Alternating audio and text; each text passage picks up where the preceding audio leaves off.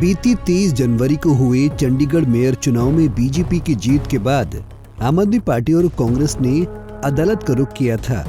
आप और कांग्रेस का आरोप है कि इस चुनाव में पीठासीन अधिकारी ने धांधली की और संख्या बल न होने के बावजूद भी बीजेपी की जीत का ऐलान किया।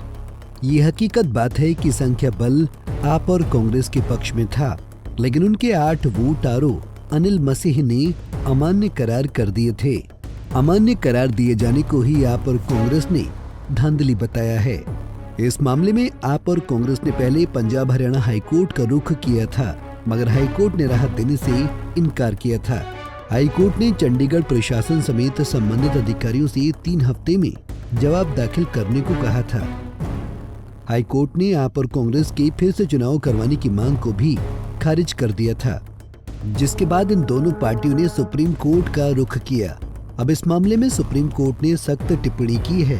भारत के मुख्य न्यायाधीश धनंजय यशवंत चंद्रचूड़ और justice JB Pardiwala, justice Manoj Mishra की बेंच ने कहा, ये लोकतंत्र का मजाक है।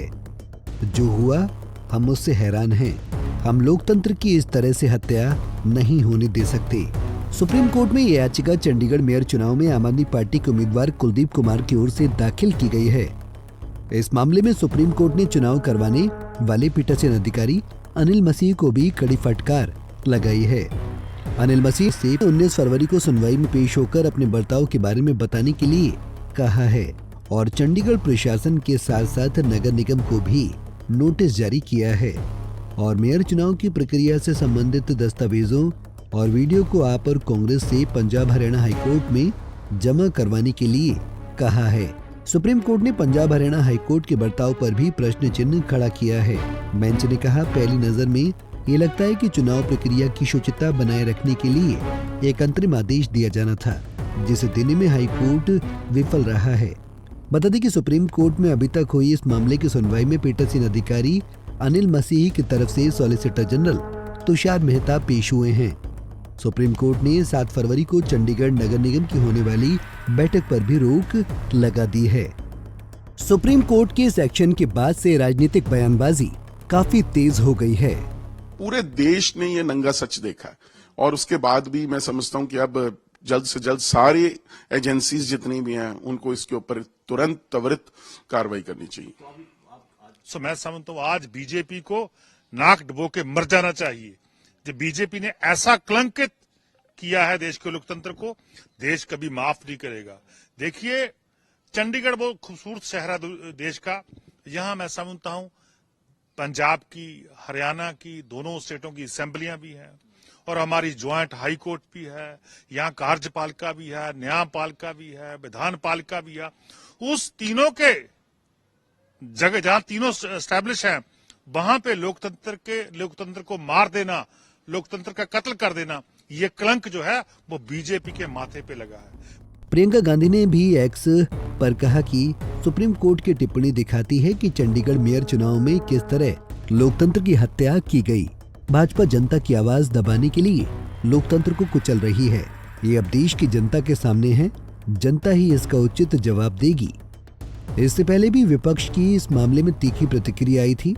आपसे राज्यसभा सांसद राघव चड्ढा ने एक्स पर कहा था, आज का चंडीगढ़ मेयर चुनाव कितना निष्पक्ष था, इसका अंदाजा इसी बात से लगाया जा सकता है कि बीजेपी ने अपने इस नेता अनिल मसीह को प्रिसाइडिंग ऑफिसर बनाया था।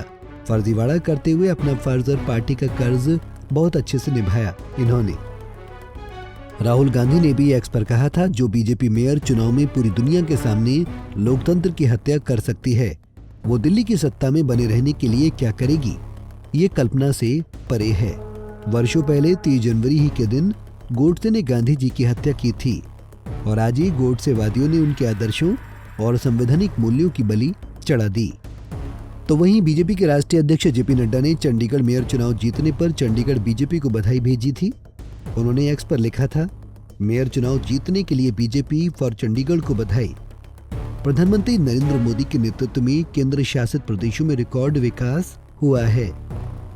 बीजेपी फॉर चंडीगढ़ ने ऐसी की सख्त टिप्पणी के बाद भी अपने एक्स अकाउंट पर विवादित चंडीगढ़ मेयर चुनाव जीतने वाले मनोज सोनकर की शुभकामनाओं की पोस्ट को पिन कर रखा है।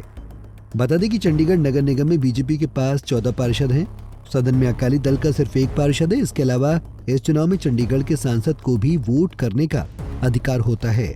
ये सांसद बीजेपी की किरण खेर हैं, यानी बीजेपी के 14 पार्षद, एक सांसद और शिरोमणि अकाली दल के एक पार्षद को मिलाकर 16 वोट होते हैं। आम आदमी पार्टी के पास 13 पार्षद और कांग्रेस के पास 7 पार्षद हैं, यानी इंडिया गठबंधन के पास कुल 20 वोट थे। लेकिन जब पीठासीन अधिकारी अनिल मसीह ने चंडीगढ़ नगर निगम चुनाव के चुनाव नतीजे का ऐलान किया, तब बीजेपी के मनोज सोनकर की जीत हुई। मनोज को 16 वोट मिले। कांग्रेस आप के उम्मीदवार कुलदीप टीटा को 12 वोट मिले। इस चुनाव में 8 वोटों को अमान्य करार दिया गया। हालांकि 8 वोट क्यों करार दिए गए, इसके बारे में चुनाव प्रक्रिया के दौरान कुछ नहीं कहा गया, जिसके बारे में सुप्रीम कोर्ट ने अब सख्त एक्शन लिया है। चंडीगढ़ नगर निगम में कुल 35 सीटें हैं। Bureau report, Punjab Kesari TV. हमसे जुड़े रहने के लिए हमारे YouTube चैनल को सब्सक्राइब करें और नई वीडियो की नोटिफिकेशन के लिए बेल आइकॉन को दबाएं।